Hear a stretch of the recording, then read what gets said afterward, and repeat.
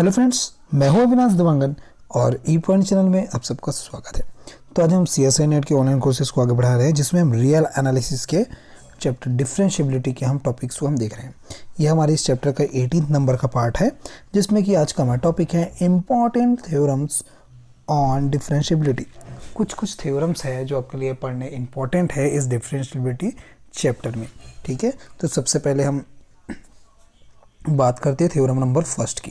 Theorem first क्या है? If f is a differentiable at a then f is a continuous at a। ये कह रहा है कि अगर f जो है डिफरेंशिएबल है a पे, वो तो कंटिन्यूअस भी होगा a पे। The converse of the theorem is false. It means अगर डिफरेंशिएबिलिटी है तो कंटिन्यूअस होगा, लेकिन जब कंटिन्यूअस है तो वो डिफरेंशिएबल होगा, ये ज़रूरी नहीं है। ठीक है, तो a continuous function need not be differentiable, ये कह रहा है। सेकेंड थ्योरम है if function f and g are derivable at a point x then so are.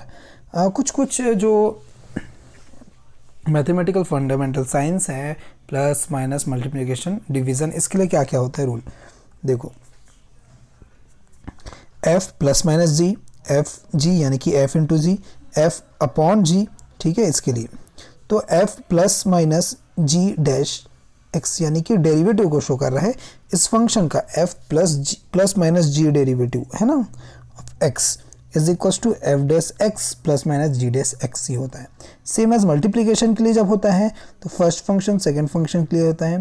तो यहाँ पर क्या होगा, differentiation of first into second function plus first function into differentiation of second. आप ऐसा पढ़े होंगे कि इसको पहले लिख सकते हैं, इसको बाद में लिख सकते हैं। ठीक है, डिवाइड के लिए भी वही है, यहाँ पर डिनोमिनेटर स्क्वायर हो जाएगा। तो उसके बाद differentiation of numerator into denominator minus numerator into differentiation of denominator, ये हमके पास आ गया। ठीक है, तो ये कुछ फॉर्मूलेस हैं, इसको आपको ध्यान में रखने हैं। थ्योरम नंबर 3 है if f and g are derivable at gx and x। ठीक है, gx पे और x पे दोनों पे अगर फंक्शन f और g जो है डेरिवेबल है, तब क्या होगा, then f o g, fog यहाँ पर बन रहा है, f o g is a derivable at x and f o g dash x is equal to f dash y g x। ये हमने क्यों लिखा?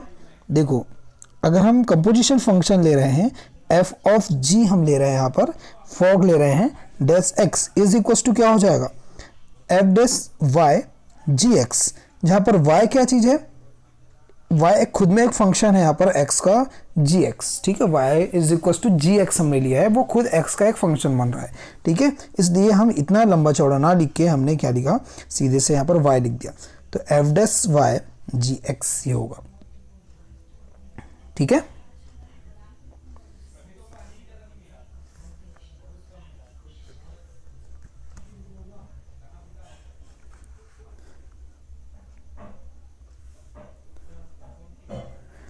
नेक्स्ट थ्योरम है theorem number 4 if f is derivable at x and is 1 on some neighbourhood of x then the inverse function of f is डेरिवेबल।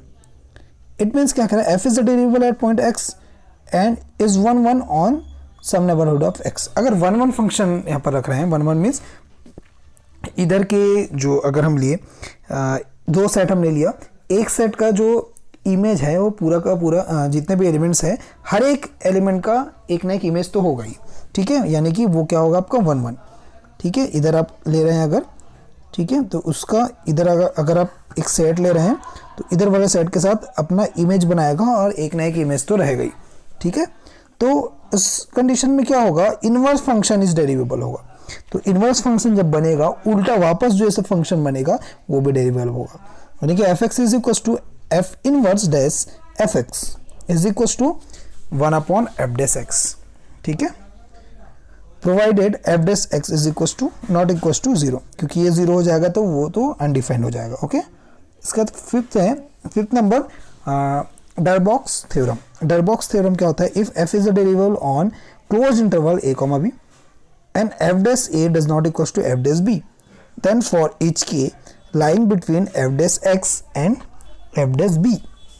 ठीक है, कोई के लिए हैं जो कि एफ डेस एक्स और एफ डेस बी के बीच में लाइन कर रहे हैं। ठीक है, क्या कह रहा है, देखो कोई फंक्शन जो है किसी इंटरवल में अगर डेरिवेबल है, यानी कि क्लोज इंटरवल a, b इस पे डेरिवेबल है, एंड दोनों का जो डेरिवेटिव है किसी पॉइंट a पे और किसी पॉइंट b पे डेरिवेटिव जो है फंक्शन का वो इक्वल नहीं है, तब k कोई ऐसा यहाँ पर हमको पॉइंट मिल रहा है जो कि एफ डेस ए और एफ डेस बी के बीच में आएंगे। ठीक है, ये तो पॉसिबल है। ठीक है, क्योंकि अगर ये दोनों इक्वल हो जाते हैं यानी कि सेम वैल्यू हो जाती है तो इसके बीच में कोई पॉइंट आ ही नहीं सकते। ठीक है, जब ये दोनों चीज़ डिफरेंट है तो सीधी सी बात है इसके बीच में कोई ना कोई पॉइंट होगा। ठीक है, क्योंकि वैल्यू सेम नहीं है तो उसके बीच में कोई ना कोई पॉइंट होगा। तो k lies between f dash a and F dash b. There exist a point c belongs to a, b such that f dash c is equals to k। यानी कि इस इंटरवल के बीच में कोई ऐसा c पॉइंट जो belong कर रहा है और c पॉइंट के लिए जो फंक्शन जो बन रहा है एफ डेस c उसकी वैल्यू k है, यानी कि एफ डेस a और एफ डेस b के बीच में जो एफ डेस c हमारे पास एक फंक्शन हमको मिल रहा है। ओके, ये कहना है इनका। 6 number, if f is a derivable on a, b closed interval and F dash a F dash b is less than 0, दोनों का मल्टीप्लिकेशन, दोनों का डेरिवेटिव जो है 2 पॉइंट्स पे, पॉइंट a और पॉइंट b पे डेरिवेटिव का मल्टीप्लिकेशन जो है वो लेस देन 0 है, then there exist a point c belongs to a, b open interval such that f dash c is equal to 0। ये आप ध्यान रखेंगे। 6 नंबर। 7 नंबर थ्योरम क्या है, if f is the derivable on an interval i then the range of the f dash on I, that is f dash I is a neither an interval or either an interval or singleton। ठीक है, या तो interval हो सकता है या singleton भी हो सकता है। ठीक है, ये कह रहा है। 8th नंबर क्या कह रहा है, if f dash x does not equals to 0 there for all x belongs to a, b open interval then f dash x retains the same sign plus positive and negative in ab। theorem 9th, if f is a derivable on closed interval a, b f a is equals to f b is equals to 0 and f dash a into f dash b is greater than 0, then point c, there exists a point c belongs to a, b such that fc means कोई किसी point c पे कोई function ले रहे हैं उसकी value 0 हो जाएगी। ओके,